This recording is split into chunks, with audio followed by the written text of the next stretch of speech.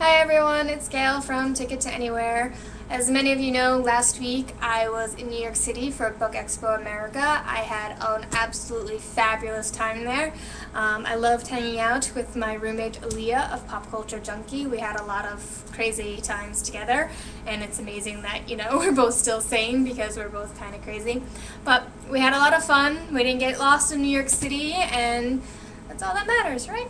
Also connected with a bunch of old bloggers, not old, but old friends that were bloggers, people that we met last year, so it was really fun seeing them again this year. And then also got to meet a bunch of bloggers who didn't make it to BEA last year, but made it this year, and as always, just wish that I had a lot more time to spend with all of you, but it was great meeting up with the ones that I did. And for those that I missed this year, really sorry that I missed you, and hopefully next year we can hook up and say hello, at least in passing. A lot of people have been asking, what I got at BEA, and they also wanted this in vlog form. And if you follow me on Twitter, and if you follow Lee on Twitter, you've been hearing her chant, vlog, vlog, vlog. So here it is, vlog of what I got. This will probably take a couple of different parts because I talk a lot, and I got a lot of books. So have patience. So day one, BEA. Aaliyah and I went to the children's breakfast. We sat in the theater stadium or whatever they call it seating. We pretty much grabbed the breakfast ticket without the actual breakfast. So we didn't sit at one of those fancy tables that, you probably saw on TV, or when you look, not TV, if you watch the news, Sarah Ferguson was there, or, on pictures that other people took. We were kind of behind all of that. But we got there early, and we were able to get a seat pretty up front, and because we also did all that, we were able to get the books of all the speakers that were there. And so those books were Sarah Ferguson's Emily's First Day of School. This is part of her Helping Hands series of books, in which talks about a lot of different issues that little kids face, like going to school for the first time, dealing with a bully, or I think one of them was dealing with a new baby. I don't review picture books on my blog, so I won't be reviewing this one. I will either be donating it to my library or donating it to my sister and my little baby niece. Right now, she is at the stage where books are more chew toys and fun things to rip than she is actually to sit down and read. But I'll see if my sister wants it. Maybe she'll store it for a little bit, or I'll just give it to my library, because I'm sure they'll appreciate a pretty new book. Also picked up 3/4 Dead by Richard Peck. This was a book that I was really, really excited for prior to BEA. It just sounded really interesting, and I was actually amazed, that the author was male and as old as he was, and that's coming out really badly. But he's writing from the point of view of a 16-year-old teen girl, and I was a 16-year-old teen girl once upon a time, and we're weird and complex and strange creatures. So it'll be interesting to see how someone from a male perspective and from a different generation as what's written in the book deals with it. So that's that. I've dug myself into a deep enough hole, so moving on. Next up is For the Win by Cory Doctorow. Not a book that I knew too much about going into the children's breakfast, but after listening to Cory's speech, I just found him fascinating, and I'm really excited to read this book. And I also think that Sharon of Sharon Loves Books and Cats and Zombies talked about on her blog a couple of times, and don't remember what she thought about it, but I remember seeing it there, and so yeah, head over to her blog and she'll probably find out what she thought. And then finally, there was Bamboo People by Matali Perkins. Matali is someone that I followed on Twitter for a while now. She's a local Massachusetts author, and I love local authors, so I stalk them whenever I can. And so this is her book. She's really sweet, and I like reading her stuff, and so I'm very excited to read this book.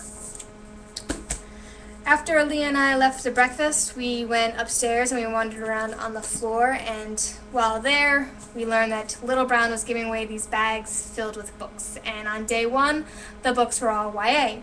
And so we went, we fought the mob almost won, but we each ended up with a bag of books, and there wasn't too many pushing, shoving, or things like that going on. Well, at least not while we were there. Not sure what happened afterwards. But the books in the bag are Dark Song by Gail Giles, and if you look closely, you will see she spells Gail correctly. Yes, I am very particular about that. And so because it's a Gail, I am assuming that this book is going to be fabulous, because all Gails are fabulous, and so very excited to read it.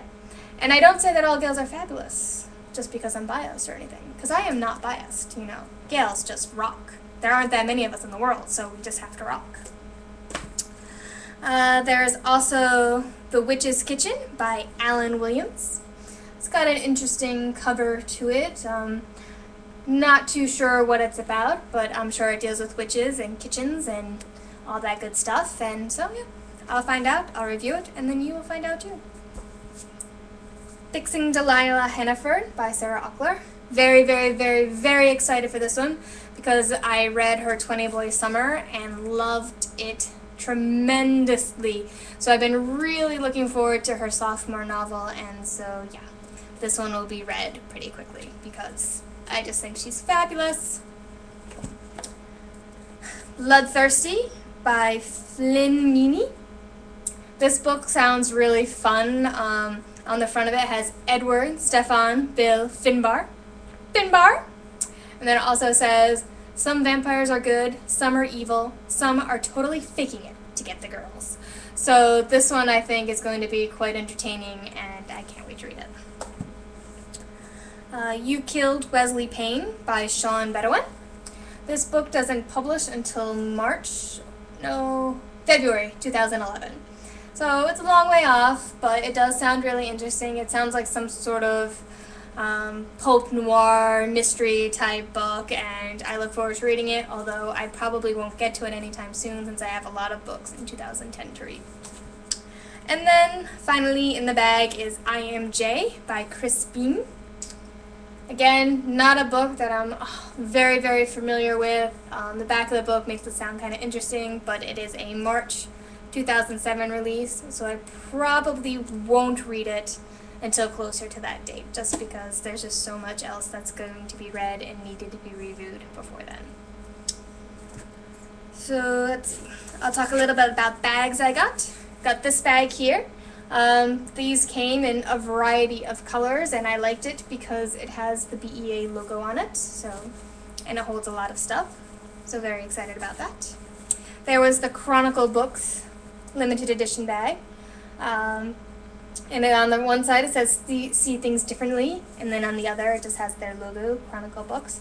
Very excited about this tote. It's very cute, very handy. Look forward to using it. Then I picked up this one from Soho Crime, So Good It's a Crime. Just a really nice bag. It will hold a lot of cool stuff.